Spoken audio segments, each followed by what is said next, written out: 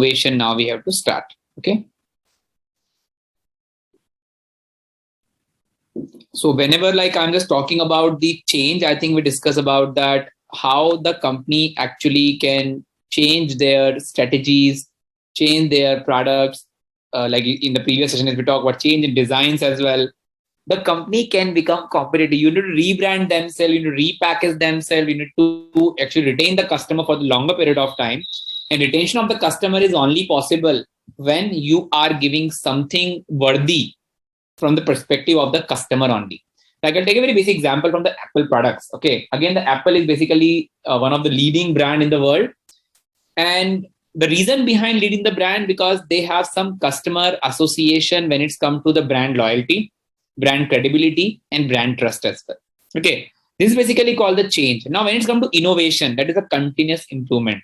Okay, now innovation not in terms of product only, but in terms of organization, in terms of company strategies, in terms of technology, in terms of process, product, and the marketing. Now, my point of concern is that when I'm just talking about the systematic approach to innovation, innovation means something how a particular company can differentiate that product from the competitors. Okay, like what the Apple did. Uh, what the even the new companies like we talk about Man Company, Beardo, what the Nivea is doing separately, what the Lakme is doing compared to the Aladdin. Okay, what my point of concern over here is that when I'm just talking about strategic innovation, innovation is one of the key to success and keys to sustain in the market as well. Okay, that sustainability, that longevity of a particular company, in that with the same reputation, with the same report, I can say that exactly will come under systematic approach to innovation, which comes through the change in organization innovation, strategic innovation, what the Tata did exactly, technological innovation, what even the government of India did by launching UPI and other application to make the transaction seamless. Process innovation in terms of manufacturing industry, we can relate that. Product innovation, we talk about Philips always. Marketing innovation in terms of change in marketing tactics. Now you can see that each and everything is basically like, because I was just going through with one you could say news channel, and they were talking about that how the government is now, or how even a single political leader is now basically market themselves over the social media as well. That is called marketing innovation. So how the things has changed, how scenario has completely changed, that exactly will come under we can say strategic approaches to innovation.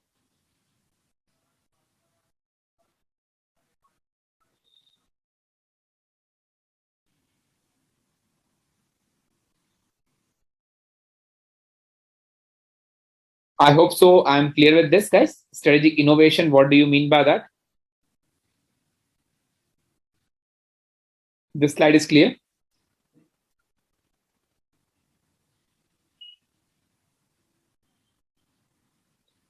Yeah, thank you, Anubhav. Thank you so much.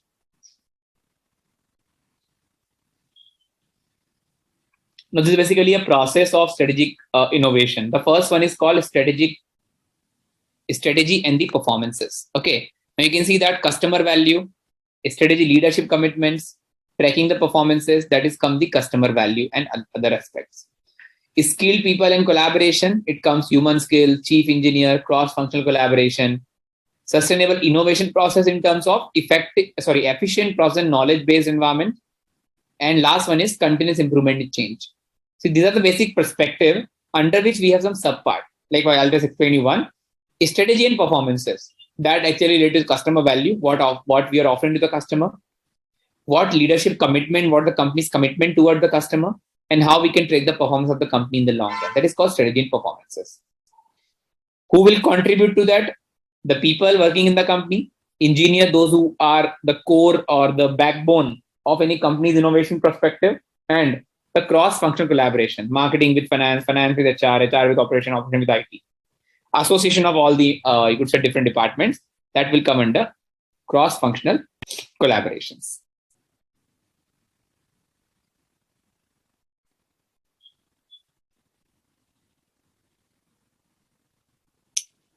Kindly have a look, guys. If it is clear, we'll move to the next slide.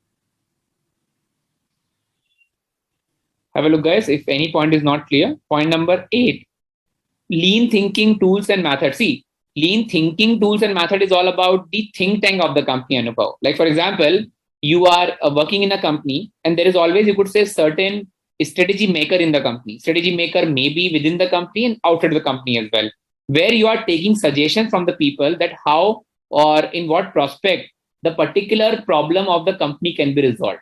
That is called the lean thinking and tools and method, because there are some quantifiable methods, qualitative method used to actually innovate in the organization.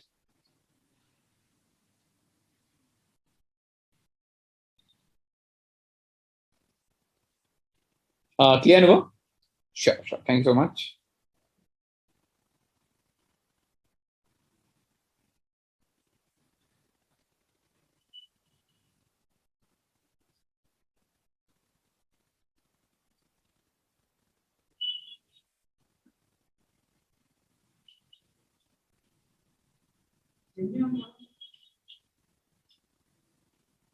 Seventh point, sustainable innovation. See, sustainable innovation means, for example, if any particular company is coming up with certain changes, like I think if you do remember, Jyoti, about the memory foam in the footwear. Okay, that memory foam concept, because when you talk about purchasing a shoe, it's starting from 2,000 rupees to 20,000 rupees as well. The difference of technology, whatever technology you are incorporating into your brand, into your product, definitely that should be sustainable and provide the longevity to your customer. I mean, customers should be satisfied by using that. Sustainable innovation, I mean, that should actually suffice. It should not like today you purchase and day after tomorrow it is gone. No. Okay.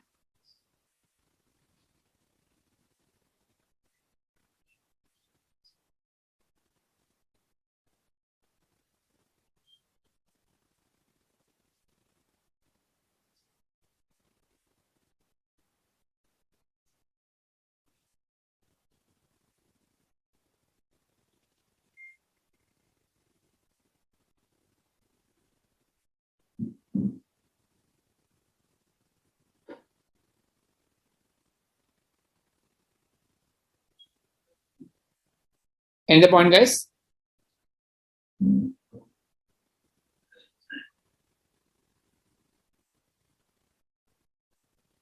No, no, Anubhav, sustainable is basically more about longevity and durability of a particular product. Sustainable means whether it would be like, for example, the COVID vaccination you received, whether it's sustainable to protect you from the COVID virus, sustainable. Procurement is something what you acquire in the company.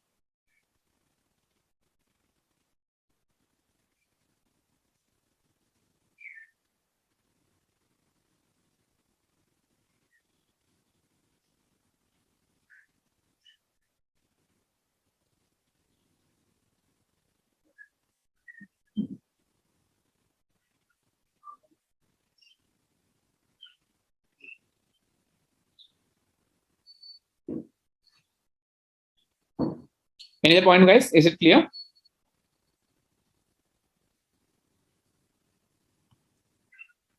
Sure.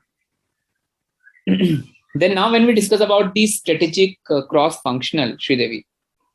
See, cross-functional basically like how the different departments are associated with each other. Like finance department helping to marketing, marketing department helping to production, production helping to IT, IT helping to IT.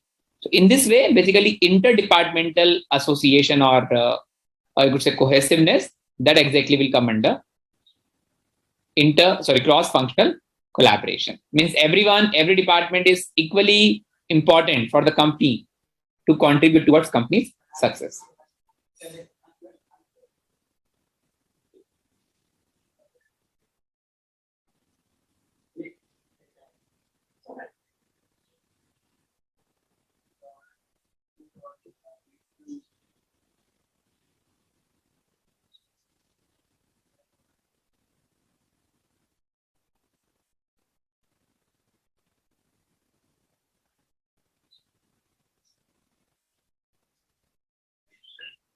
Okay, let's move to the next slide then.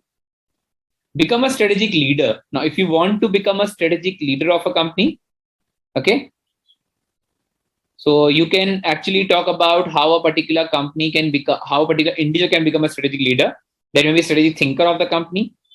Thinker means who are only giving their inputs. Acting, who are implementing it. And influencing, those who are leading from the front. Okay? It's very simple, guys. Strategic leader, how you can become a strategic leader. You could be a thinker, you could be an implementer, you could be an influencer as well. Okay? Then I think it's very simple. 3 types of leadership culture we always have. That is about the dependent leader, independent leader, and interdependent leader. The independent means you are dependent on some of your colleagues or your you could say colleagues and your partners. Okay, your directors. Okay, that is common dependent. Independent, you are leading from the front. You are the only one who is taking a decision. Interdependent, basically one department depend on the other departments. Okay, one SBU depend on other SBU. That is called interdependent. So group decision making come under interdependent only.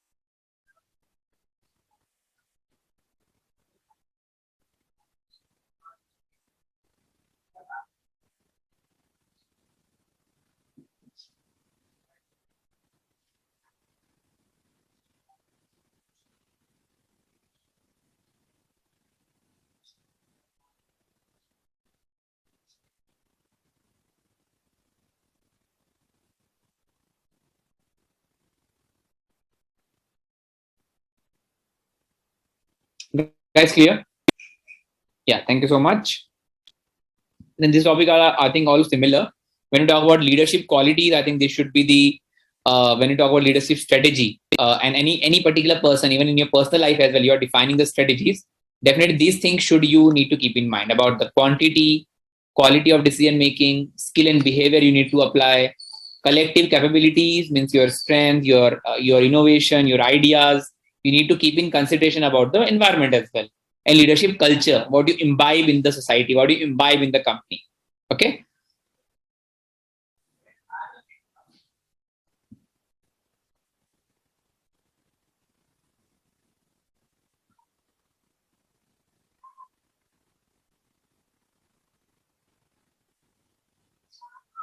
Okay, perfect. I think we discussed already. I think, yeah, it is again very simple. The 10 principle of strategic leadership, I think that is not required over here.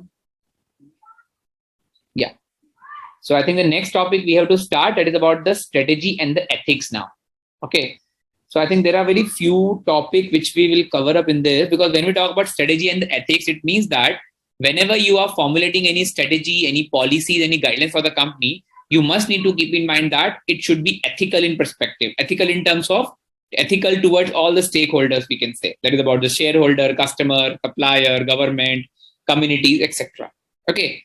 So now when I'm just talking about this particular business ethics, there should be some personal ethics, system of the organization, stakeholders, and culture of the company. These 4 basic parameters will actually decide upon whether the behavior of the company is ethical or not.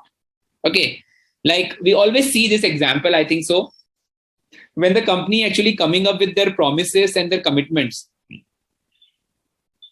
and those commitment and promises, if they did not fulfill, definitely that will come under business ethics only, because the company always need to keep it in mind that they have to actually arrange all these important perspective. Personal ethics means all about the individual ethics we are talking right now. Organizational ethics means all about policies, code of conduct, reward system, selection and training. It should not be partial. It should not be biased. Okay. Means each and everything should be transparent when it's come to designing and shaping the company's structure. Then these are the basic, you could say, features of, we can say, business ethics. Unique selling proposition you need to maintain. Labor relations should be proper. Moral standard, license to work. Means the basic parameters of ethical conduct in the organization. Shareholder, safety, reputation, review, corruption, all these would be the important parameter to get considered.